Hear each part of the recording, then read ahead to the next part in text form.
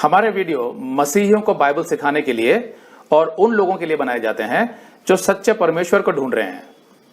किसी अन्य धर्म की आलोचना करना या उसके अनुयायियों का अपमान करना हमारा उद्देश्य बिल्कुल नहीं है। लेकिन कई क्षेत्रों में बाइबल की शिक्षाएं अन्य धर्मों के साथ मेल नहीं खाती।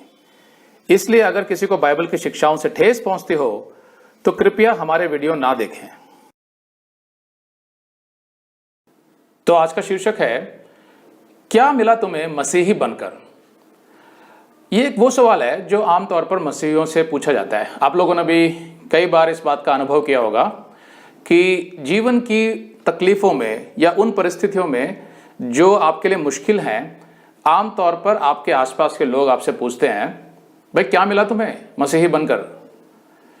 तो इसका जवाब देना कभी कभी एक मसीही के लिए मुश्किल हो जाता है। उसका कारण यह है कि जिस भी धर्म में आप होते हैं पहले, उसमें से जब आप मसीह में आते हैं तो आमतौर पर आपके परिवार वाले या समाज वाले या आपके दोस्त रिश्तेदार उस बात को इतनी आसानी से स्वीकार नहीं करते, या उन्हें लगता है कि भाई इसने धर्म बदल लिया, जबकि आपने तो कोई धर्म नहीं बदला होता। उसका कारण यह है कि परमेश्वर का तो कोई धर्म नहीं होता, और अगर कोई धर्म है इस दुनिया में तो बाइबल के आधार पर वो सब मनुष्यों ने बना है। तो ये तो आपको मालूम है कि आपने कोई धर्म नहीं बदला है, तो फिर क्या बदला आपके अंदर। ऐसा कुछ बदल गया जिसको आप तो समझ सकते हैं, लेकिन आपके आसपास वाले लोग नहीं समझ पाते। तो वो हमेशा ये मान लेते हैं कि भाई जो भी तुमने किया वो गलत किया है। अगर तुम कह रहे हो कि तुम्हारा मन बदल गया है और परमेश्वर से जुड़ गया है, तो ये सब बेकार की बात है, इनमें कोई अर्थ नहीं है। उनके हिसाब से धर्म ही सब कुछ होता है। अगर आप धर्म से निकल के कुछ और करते हैं तो आप गलत कर रहे हैं। तो बड़ा मुश्किल हो जाता है इस सवाल का जवाब देना। लेकिन मैं मसीही भाई बहनों से ये कहना चाहता हूं कि जब भी ये सवाल आपसे किया जा रहा हो तो ध्यान रखिए, ये तब किया जाता है जब आप तकलीफ में हो। जब आप अपने जीवन में बहुत अच्छा कर रहे हो हर तरीके से, हर रीति से, तब आपसे ये सवाल नहीं पूछा जाएगा। तो जब भी इस सवाल का जवाब दें आप, तो सबसे पहले अपने आप को दें कि भाई क्या मिला आपको मसीही बनकर। पहले ये बहुत जरूरी है कि अंदर से आप संतुष्ट हो इस सवाल का उत्तर अपने आप को देके। जब आपको ये उत्तर मिल जाएगा तो आप लोगों को भी दे पाएंगे। तो जब भी मुझसे ये सवाल पूछा जाता है कि भाई क्या मिला तुम्हें मसीही बनकर, तो पहले तो मैं उनसे पूछता हूं कि भाई साहब आप बताइए कि परमेश्वर से जुड़कर आपकी क्या अपेक्षाएं होंगी उस परमेश्वर से, आप क्या चाहते हैं परमेश्वर से। तो वो आदमी आमतौर के लिए तो तैयार होता नहीं है इस सवाल के लिए। फिर वो सोच के बोलेगा कि भाई यही कि परमेश्वर जो है वो मुझे सब कुछ दे, आशीषें दे, धन संपत्ति दे, मुझे अच्छी हेल्थ दे, मेरी शादी करवा दे, मुझे अच्छी नौकरी दे दे, मैं बच्चे पैदा कर सकूं, और मुझे घर दे दे। तो ऐसा सब कुछ वो बोलता है। साथ में मुझे शांति भी दे मेरे मन को, और मुझे बुराइयों से दूर रखे। मैंने कहा कि भाई साहब आपने जितनी भी बातें बोली वो गलत तो नहीं है, लेकिन मुझे ये सुनाई दे रहा है कि आप सब कुछ सिर्फ यही बोल रहे हैं कि वो दे वो दे। तो कहीं ना कहीं मुझे ऐसा लग रहा है कि जो भी परमेश्वर के पास जाता है वो एक कंडीशन लेके जाता है, यानी एक शर्त लेके जाता है कि आप मुझे देंगे, बस अगर आप देंगे तो आप परमेश्वर है। तो मैं आपको बताना चाहता हूं कि परमेश्वर के साथ संबंध जो है वो किसी शर्त या कंडीशन पर नहीं बनता है, क्योंकि परमेश्वर तो परमेश्वर ही होता है। आप अगर परमेश्वर के पास जा रहे हैं तो सिर्फ इसलिए जाइए कि जो परमेश्वर है जिसने आपकी सृष्टि करी है वही सारे सच को जानता है। वही जानता है कि आपका जीवन क्या है, आपको क्यों रचा गया है, इस जीवन का उद्देश्य क्या है, आपकी जब मृत्यु होगी तो उसके बाद क्या होगा, और जो कुछ आपको इस जीवन में करना है वो सब तो परमेश्वर जानता है ना। इसलिए मैं परमेश्वर के पास जाना चाहता हूं, जानने के लिए कि मुझे क्यों रचा गया है, मैं इस संसार में क्या कर रहा हूं। मुझे ये भी नहीं पता कि मेरी मृत्यु कब होगी। तो जो कुछ मैं कर रहा हूं उसका अर्थ नहीं समझ आ रहा है मुझे। ऐसा लग रहा है कि मैं किसी चीज के पीछे भाग तो रहा हूं, लेकिन किसी भी दिन मेरे जीवन में एक पूर्ण विराम लग गया, एक फुल स्टॉप लग गया, तो फिर मेरी दौड़ तो वहीं रुक जाएगी। तो ऐसी बहुत सारी सच्चाइयां जो मुझे नहीं मालूम है, जिसकी वजह से मैं अशांत रहता हूं। और कभी कभी ऐसा भी लगता है कि इस दुनिया में कुछ भी सच नहीं है। एक चीज जो आज सच लग रही है वो कल सच नहीं है। एक दोस्त जो आज अच्छा लग रहा है अचानक कल वो ऐसी बात कर देगा या ऐसा झूठ बोलेगा या ऐसा कुछ बर्ताव करेगा कि मुझे वो दोस्त नहीं लगता। ऐसा होता रहता है संसार में। तो मुझे ये संसार जो है सच नहीं लगता। इसलिए मैं परमेश्वर की खोज में निकल जाता हूं, क्योंकि मेरे मन में, मेरे अंतरात्मा में एक प्यास है और वो प्यास कोई बुझा नहीं पा रहा है। तो मुझे इतना पता है कि जिसने मुझे बनाया है वही तो होगा ना जो मेरे प्यास बुझा सकता है, क्योंकि उसको ही तो पता होगा कि मेरे प्यास कैसे बुझेगी। इसलिए मैं परमेश्वर की खोज में निकलता हूं।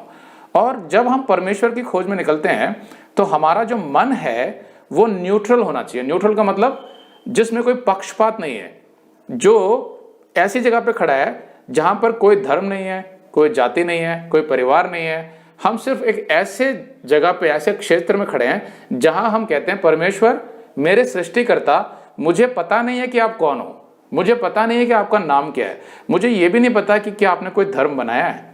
तो मेरा जो धर्म जो मुझे परिवार से मिला था उससे मैं निकलकर बाहर आ जाता हूं और उस क्षेत्र पर खड़ा होकर आवाज लगाता हूं उस सृष्टिकर्ता को जिसने मुझे बनाया है। तो मुझे पता है कि वो मेरी आवाज सुन सकता है क्योंकि उसने तो मुझे रचा है। और मैं उससे पूछता हूं, परमेश्वर तूने मुझे रचा है लेकिन मुझे तेरे बारे में कुछ भी मालूम नहीं है, और मुझे इतना ही पता है कि तू ही है जो मुझे सच बता सकता है। तो कृपा करके मुझे बताओ कि तुम कौन हो, तुमने मुझे क्यों रचा है और मेरे जीवन का उद्देश्य क्या है। ऐसी प्रार्थना जो मनुष्य करता है उसी को तो मसीह मिलता है, क्योंकि मैंने भी ऐसे ही किया था। मैं पहले रोमन कैथोलिक था। अब हमारे देश में लोगों को पता नहीं है कि क्रिश्चियनिटी क्या है। अक्सर मैं कुछ चित्र दिखाता हूं जब भी मैं किसी से बात करता हूं और उनसे पूछता हूं क्या आपके हिसाब से ये क्रिश्चियनिटी है, तो वो चित्र मैं आपको भी दिखाना चाहता हूं। देखिए इनको। ये कुछ चित्र हैं जिनको भारत में क्रिश्चियन या ईसाई धर्म समझा जाता है, पर वास्तव में इसको रोमन कैथोलिक धर्म कहते हैं। इस धर्म के बहुत से अनुयायी हैं भारत में और पूरे विश्व में।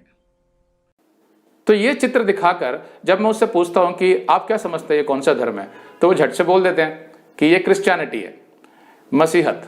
तो मैं बोलता हूं देखिए मैं भी इसी धर्म से था पहले, लेकिन ये सच नहीं है। ये धर्म बाइबल के आधार पर नहीं चलता है, यीशु मसीह के वचनों के आधार पर नहीं चलता है। ये एक सम्राट था रोम का जिसने यीशु के 300 साल बाद ये इस धर्म की स्थापना की, जिसका नाम था कॉन्स्टेंटीन। तो मैं उन्हें फिर वो बोलते हैं कि भाई हमें नहीं पता ये सब, हमें तो इतना पता है कि जो भी मसीह में जाता है, यीशु मसीह का नाम लेता है, उसने अपना धर्म बदल दिया है। और जहां तक आपकी बात है, आप तो शुरू से क्रिश्चियन हो, आप तो पैदा ही क्रिश्चियन फैमिली में हुए हो, क्योंकि आपका नाम जो है वो क्रिश्चियन है। तो मैंने कहा यहीं पे दिक्कत है, क्योंकि जब भी हम आपको समझाने की कोशिश करते हैं आप धर्म के दायरे में चले जाते हो, जबकि मैं आपको समझाना चाहता हूं कि जो असली मसीहत है, जो इस वचन के आधार पर चलती है, बाइबल के आधार पर, वो कोई भी मनुष्य पैदाइशी नहीं हो सकता। वो किसी भी परिवार में पैदा हुआ हो, भले ही वो कहे कि मैं क्रिश्चियन परिवार में पैदा हुआ हूं, तो भी वो मसीह नहीं कहलाता, क्योंकि उसको बड़ा होकर एक समय के बाद वही खोज करनी होगी कि परमेश्वर कौन है सच्चे मन से, तब वो परमेश्वर आवाज देगा ना। तो कभी कभी मेरे जो दोस्त हैं वो कहते हैं कि भाई परमेश्वर यीशु मसीह क्यों है। मैंने कहा यीशु मसीह जो नाम है वो उस मनुष्य का था जो परमेश्वर जब पृथ्वी पर आया 2000 साल पहले मनुष्य का रूप लेके। परमेश्वर जो स्वर्ग में रहता है वो त्राय एक परमेश्वर है, बाइबल का ट्रिनिटी बोलते हैं उसको। त्राय एक परमेश्वर में से जो पुत्र था वो धरती पर आया। और वो क्यों आया?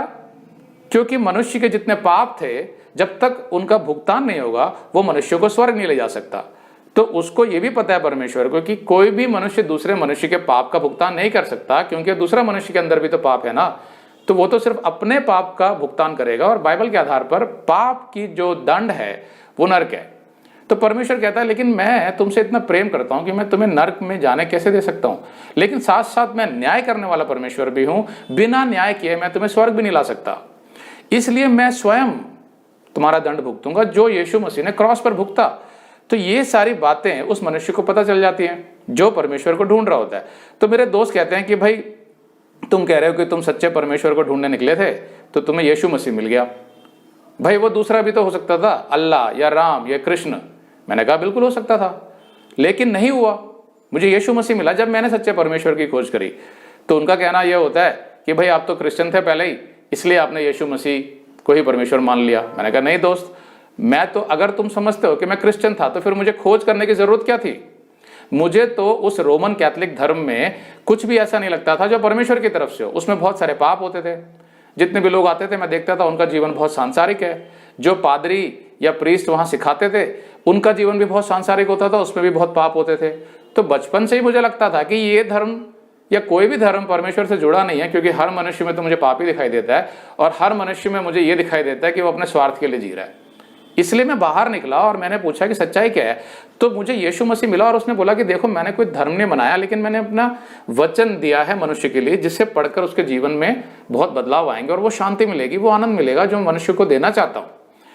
तो ऐसे मिला मुझे यीशु मसीह। तो वो कहते हैं, भाई ये तो कहने की बातें हैं, अगर तुम हिंदू होते तो तुम्हें शायद हिंदू भगवान मिलता।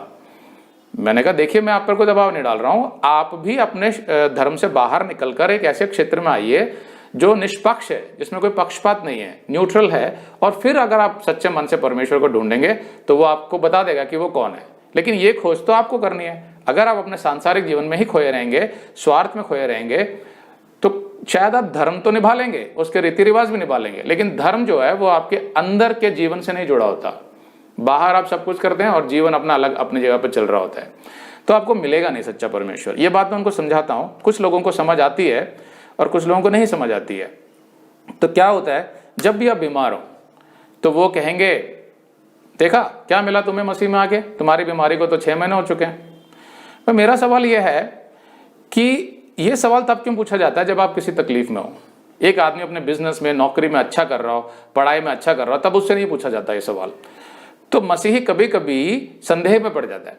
लेकिन मैं आपको बताना चाहता हूं कि जितने भी हॉस्पिटल हैं हमारे देश में, उसमें क्या सारे क्रिश्चियंस भरे हुए हैं? दूसरे धर्म के लोग नहीं होते हैं क्या? वो बीमार नहीं पड़ते हैं? किसी ने मुझसे कमेंट में, किसी हिंदू भाई ने पूछा, अगर तेरा यीशु मसीह सच्चा परमेश्वर है तो वो तेरी आंखें क्यों नहीं ठीक कर देता? तू चश्मा लगा के क्यों प्रवचन सुना रहा है? अब मैं इस भाई का बात का बुरा नहीं मानता हूं, क्योंकि उसको यीशु मसीह के बारे में पता नहीं है। लेकिन मेरा सवाल यह है कि इस संसार में क्या क्रिश्चियन चश्मा लगाते हैं? क्या हिंदू, मुसलमान, सिख, दूसरे धर्म के लोग चश्मा नहीं लगाते हैं? तो इस सवाल का जायज अर्थ क्या है? कोई अर्थ नहीं है इस सवाल का। तो इसलिए जब भी आपसे ये सवाल पूछा जाए, क्या तुम्हें मसीही बनकर क्या मिला तुम्हें, देखो अपने जीवन को, तो उस समय हो सकता है आपकी परिस्थितियां अच्छी ना हो, या नौकरी की तकलीफ हो, या धन की कमी हो, या हो सकता है आपके स्वास्थ्य में कोई समस्या आ रही हो। तो आपको निराश नहीं होना उस सवाल से, पहली बात तो, क्योंकि वो सवाल उस मनुष्य ने नहीं पूछा है, कहीं ना कहीं से शैतान उसके दिमाग में डाल रहा है। देखिए, मसीहत हमें एक बहुत खूबसूरत बात समझाती है। वो कहती है कि मनुष्य कोई भी हो, वो आपका शत्रु नहीं हो सकता, भले ही वो किसी भी धर्म से हो, चाहे वो हिंदू हो, मुसलमान हो, सिख हो, या किसी और धर्म से हो, वो कभी भी आपको शत्रु नहीं होता, क्योंकि वो तो सिर्फ एक मनुष्य है जो एक दिन मर जाएगा। शत्रु कौन है हमारा? हम सबका शैतान। शैतान विचार डालता है मनुष्यों में फूट डलवाने के लिए। तो वो क्या कहते हैं? वो कहते हैं कि भाई देखो, तुम हमेशा ये कहते रहते हो कि यीशु मसीह के अलावा कोई परमेश्वर नहीं है, बस ये बात हमें पसंद नहीं है। अगर तुम ये कहो कि सारे धर्म बराबर हैं और यीशु मसीह भी एक भगवान है, तो हमें कोई एतराज नहीं है उसमें। लेकिन समस्या ये है कि जो सच्चाई आपके दिल में घर कर गई है, पहली बात, क्या वो बदल सकती है? दूसरी, क्या यहां पर हम एक दूसरे को खुश करने के लिए परमेश्वर के बारे में बताते हैं, या हम इसलिए बताते हैं ताकि उस मनुष्य का भी उद्धार हो सके? वो मनुष्य भी एक दिन मर जाएगा, चाहे वो कोई भी हो, आपका दोस्त, रिश्तेदार, वो भी एक दिन मर जाएगा। उसको पता नहीं है, अभी वो सांसारिक जीवन जी रहा है और धर्म को उसने जोड़ रखा अपनी जिंदगी के साथ, लेकिन वो सोच नहीं रहा है कि जब मैं मरूंगा तो मैं कहां जाऊंगा, इनकी क्या सच्चाई है। तो आपके मन में यह है कि भाई मैं जो सच बता रहा हूं वो इसलिए नहीं बता रहा कि मैं घमंड में हूं कि यीशु मसीह ही परमेश्वर है, या मैं घमंड में हूं कि मसीहत या हमारी किताब ही सबसे अच्छी है। नहीं, हम उस भाई को, उस बहन को इसलिए बता रहे हैं कि बहन, आपका जो विश्वास है अपनी जगह पर, हम उसका विरोध नहीं कर रहे हैं, लेकिन हम अपना विश्वास बता रहे हैं कि हमें मिल गया है खोजने पर। परमेश्वर खोजने पर मिलता है। जैसे यिर्मयाह 29:13 में लिखा है, जब तुम मुझे सच्चे दिल से ढूंढोगे तो मैं तुम्हें मिल जाऊंगा। खोजने पर क्यों मिलता है? क्योंकि अपनी इच्छा जाहिर करी मैंने परमेश्वर को कि परमेश्वर, मैं चाहता हूं कि तुम मुझे मिलो। तो जब तक मैं स्वार्थ में जी रहा था, मैं आपको नहीं खोज रहा था, बस मैं आपसे मांगता रहता था कुछ ना कुछ। तो खोजने पर मिलता है। इसलिए धर्म में जिसमें भी आप हो, उसमें से बाहर निकल के जब खोजोगे तो मिलेगा। और हमारा बिल्कुल भी ये मकसद नहीं है ये कहने का कि तुम गलत हो, नहीं, लेकिन हम अपना विश्वास आपके साथ इसलिए बांट रहे हैं ताकि कहीं ना कहीं वो जो सच्चाई है जो हमें समझ आई है, हो सकता है कि आपको भी समझ आ जाए और आपका उद्धार हो जाए। उद्धार का मतलब आपके जितने भी पाप हैं जो आपने किए हैं वो क्षमा हो जाएं और परमेश्वर आपको मृत्यु के बाद स्वर्ग ले जाए, ये हमारी इच्छा है। साथ में हम ये भी चाहते हैं कि आपके जीवन में वो शांति आए। हमें पता है कि हर मनुष्य आज बेचैन है, अशांत है, तकलीफों से घिरा हुआ है, लेकिन क्या वो समझता है कि उसके अंदर कुछ पाप है और वो सच्चे परमेश्वर से नहीं जुड़ा हुआ है, क्योंकि उसके पाप क्षमा नहीं हुए हैं, इस वजह से वो उस तकलीफों में फंसा हुआ है। उससे निकलने का रास्ता क्या है? अगर मैं ये झूठ बोलता रहा उनसे कि नहीं देखिए हम सब भाई भाई हैं और सारे धर्म एक ही हैं और सब परमेश्वर भी एक ही हैं, तो कहीं ना कहीं मैं क्या कर रहा हूँ? हो सकता है कि उस समय के लिए वो खुश हो जाए, लेकिन उसके जीवन में तो कोई शांति नहीं आएगी, उसमें तो कोई सच्चाई नहीं है। सच्चाई जो हमें लगती है, जिससे हमारे जीवन में फर्क पड़ा, वही तो हम दूसरों को बताएंगे। तो जब भी ये सवाल पूछा जाए क्या मिला तुम्हें मसीह बनकर, तो मैं इसका जवाब देता हूं कि दोस्त, पहले मैं एक शरीर था, शरीर के लिए जी रहा था, सब कुछ करता था मैं, और यही सोचता था कि भाई अच्छे जीवन का मतलब ये होता है बहुत सारा धन, जिससे सारी समस्याएं सुलझ जाएंगी। फिर मैं अपने अमोद प्रमोद, अपने प्लेजर्स के लिए, अपने मनोरंजन के लिए सब कुछ करता था। दोस्त यार, पार्टी, शराब, सिगरेट, फिल्में, गर्लफ्रेंड्स, सारे काम जो दुनिया में चलते हैं आज, जिसको सामान्य माना जाता है, जनरल माना जाता है, मैं उनमें खुशियां ढूंढता था कि इससे मुझे खुशियां मिलेंगी।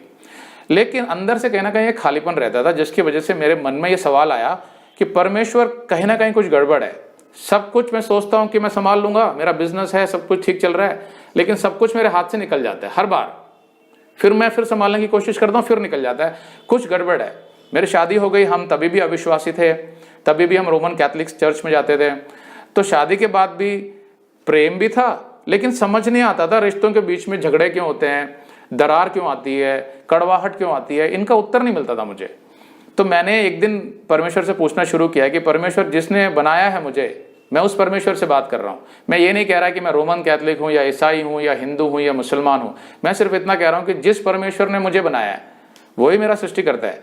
मैं उससे पूछ रहा हूँ कि तू कौन है, बता, क्या नाम है तेरा, कहाँ मिल सकता हूँ मैं तुझसे, और जो सच्चाई है मेरे जीवन की मुझे बता, ताकि मैं तेरे बताए हुए रास्ते पर चल सकूं और फिर मुझे वैसा जीवन मिले जो तू देना चाहता था। अभी तो मुझे लग रहा है कि मैं अपनी तरफ से जीवन के अर्थ ढूंढ रहा हूं।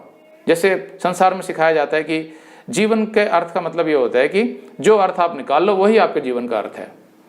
सक्सेस, सफलता के ऊपर मैंने संदेश भी दिया था। संसार की जो सफलता है वो आई गई है। मैं जब भी देखता हूं, मेरे समय के जो फिल्म स्टार्स थे जब मैं छोटा था, जो बहुत फेमस थे उस समय पे, वो सब मर गए अब बूढ़े होके, आज कोई नहीं जानता उनको, और उनकी जो पीढ़ी थी, जो उनके फैन थे, वो भी सब मर गए। ऐसे ही इस जनरेशन के, इस पीढ़ी के जितने भी फिल्म स्टार्स हैं, फेमस लोग हैं, वो भी मर जाएंगे। तो मैं ये नहीं कह रहा हूं कि अगर आप अपने काम में तरक्की करें तो उसमें कोई बुराई है, नहीं, लेकिन मैं ये समझा रहा हूं कि मनुष्य का जीवन है क्या, नष्ट होने वाला, नश्वर है, जैसा परमेश्वर बार बार समझाता है। तो मैं उन्हें कहता हूं कि देखिए, मसीह में आकर मुझे क्या मिला, मैं आपको बताता हूं। पहली बात तो यह है कि मुझे ज्ञान मिला, सच्चाई मिली। सच्चाई मतलब किसमें?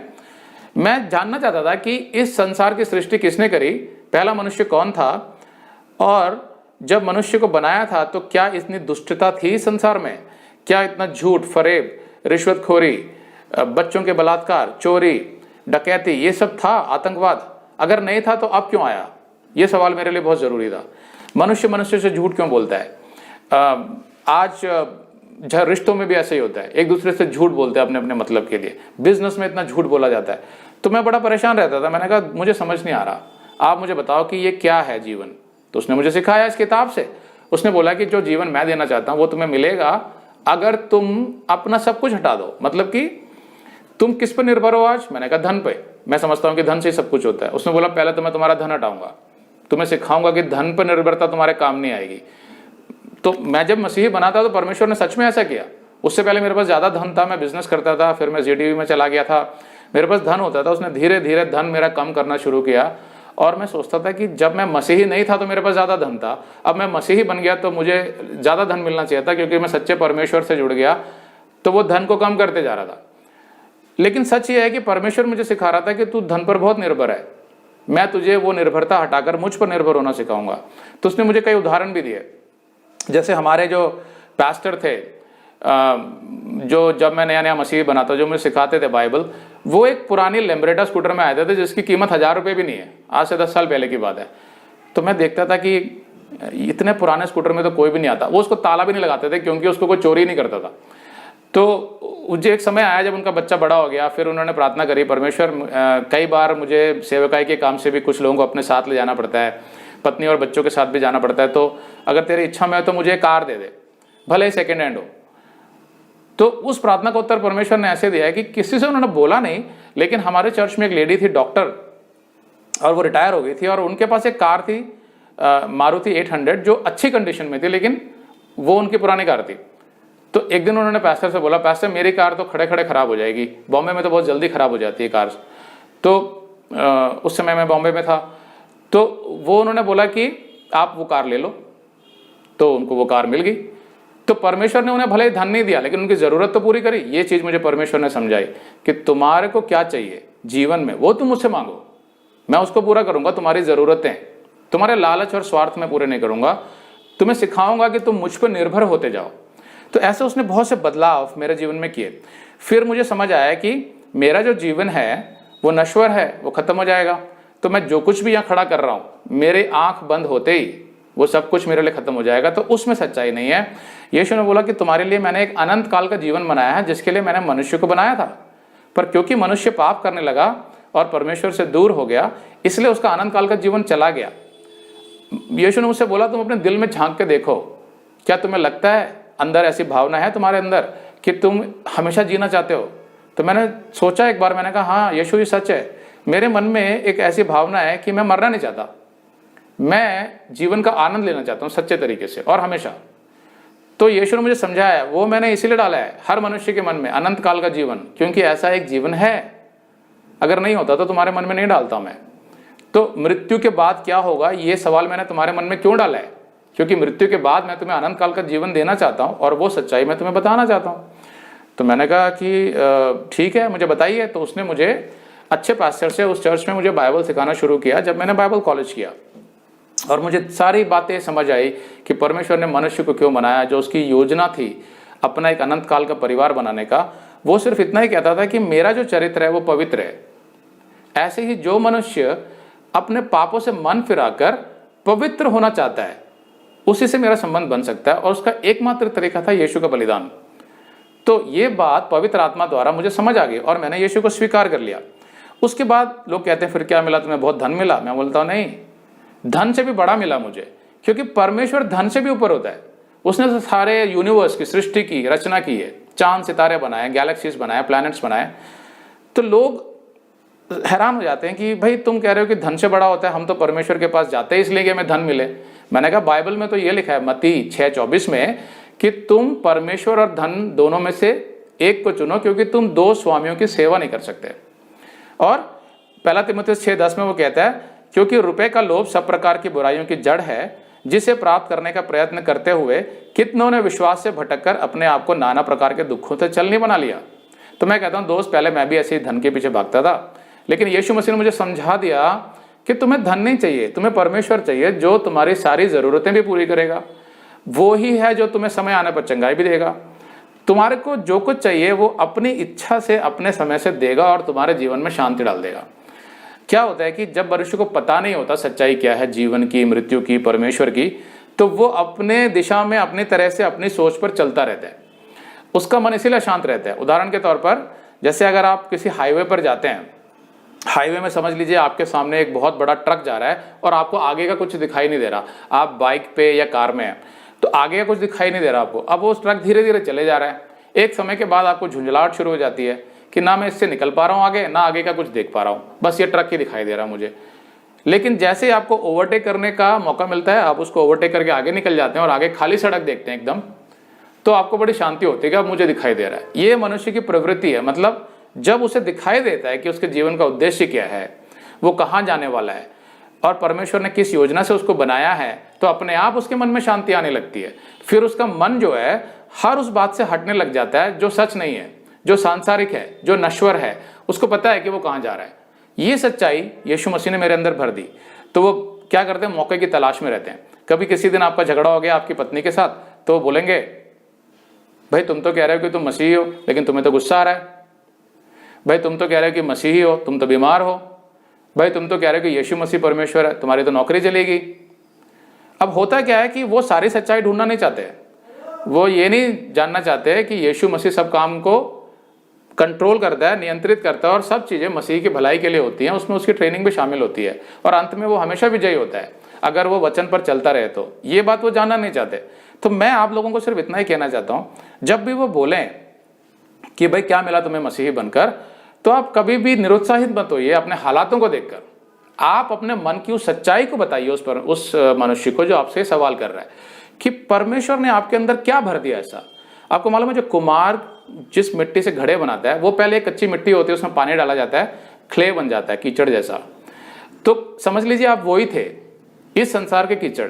उसमें से परमेश्वर ने क्या किया मालूम है, आपको लेके एक खूबसूरत बर्तन, गमला भी हो सकता है, फूलदान भी हो सकता है, एक खूबसूरत बर्तन में तैयार किया। पहले उसमें दिक्कत हुई क्योंकि आपको भींचा गया, आपको पकड़ा गया, आपकी ट्रेनिंग थी पूरी वो, लेकिन उसने एक आकार दे दिया आपको और एक मकसद दे दिया उस बर्तन को।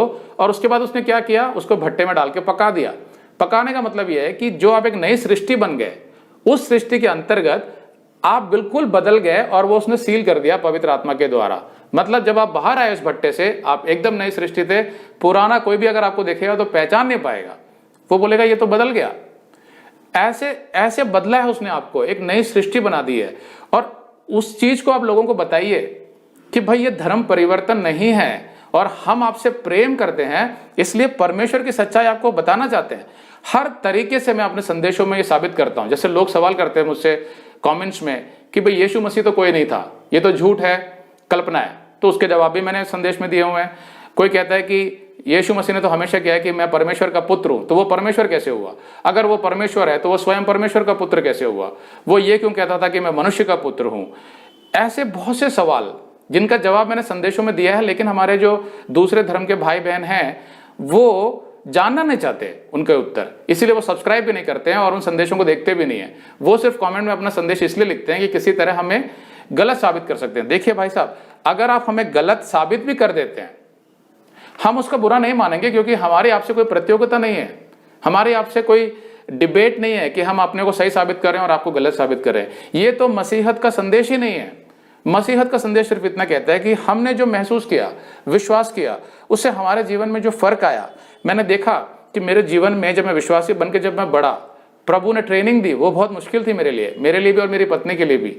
बहुत कुछ बदला उसने हमारे अंदर, लेकिन आज मैं उस प्रेम को महसूस करता हूँ अपनी पत्नी के लिए, अपने बच्चों के लिए, और वो भी करते हैं। और मुझे ये भी समझ आया मसीही बनने के बाद, इस वचन के द्वारा, ड्यूटरॉनमी में यानी व्यवस्था विवरण 6:4-7 में उसने लिखा है एक ही परमेश्वर है, और वो परमेश्वर कहता है हर समय अपने बच्चों को सच्चे परमेश्वर के बारे में बताओ। क्योंकि वो बच्चे जो बड़े हो रहे हैं वो आज का टेलीविजन देख के बड़े हो रहे हैं, जिसमें भद्दे गाने, फिल्मी अजीब अजीब फिल्में, जिसमें अजीब अजीब भाषा इस्तेमाल हो रही है, कपड़े इस्तेमाल हो रहे हैं, गर्लफ्रेंड बॉयफ्रेंड वाले किस्से आते जा रहे हैं, नाजायज संबंध, ऐसे आपके बच्चे बड़े हो रहे हैं। उससे बचाओ उनको और सच्चे परमेश्वर के बारे में उनको हर समय सुनाते रहिए। लेटते उठते बैठते जागते सुनाते रहिए। ये सब मैंने बाइबल से सीखा। मेरा जो रिश्ता था अपने परिवार के साथ बहुत खूबसूरत होता गया। अपनी पत्नी के साथ में आप बहुत एंजॉय करता हूँ।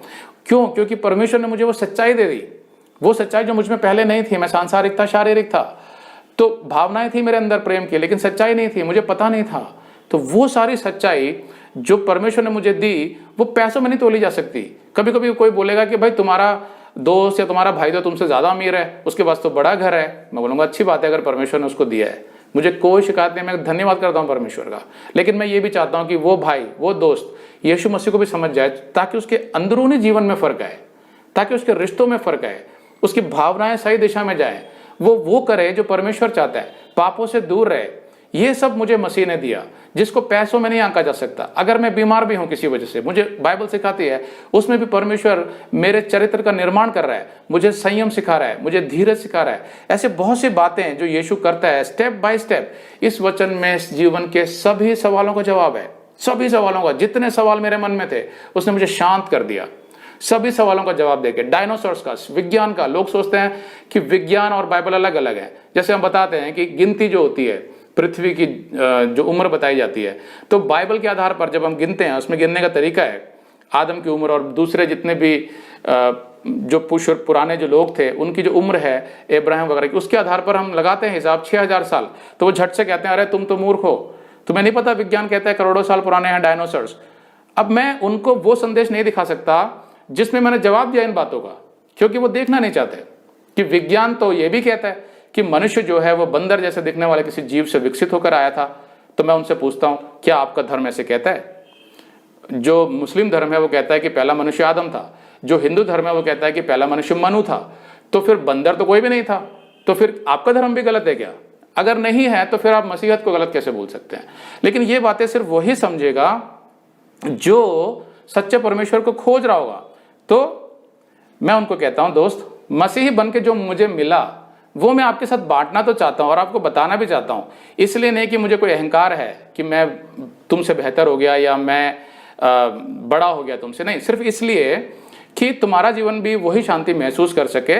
लेकिन इसको आप तभी समझ पाएंगे जब आप आराम से बैठकर खुले मन से ये सुनेंगे कि यीशु मसीह कौन है, परमेश्वर कौन है और उसका आपके जीवन से क्या नाता है, वो आपसे कितना प्रेम करता है। सच्चा परमेश्वर वो आपके लिए सब कुछ करना चाहता है, आपके जीवन से जुड़ा हुआ है वो, और वो मरते दम तक आपके जीवन से जुड़ा रहेगा, भले ही आप उसकी आवाज ना सुने। वो आपसे इतना प्रेम करता है, इसीलिए उसने आपके लिए अपना बलिदान दिया क्रॉस पर। तो मेरे दोस्त, जानिए उस सच्चे परमेश्वर को, उसी से आपके जीवन में सच्ची शांति आएगी, आनंद आएगा, आपके परिवार में रिश्ते खूबसूरत होंगे। ये सब मैं उस भाई को बताता हूं जो मुझसे ये सवाल करता है, क्या मिला तुम्हें मसीही बनकर? आमीन।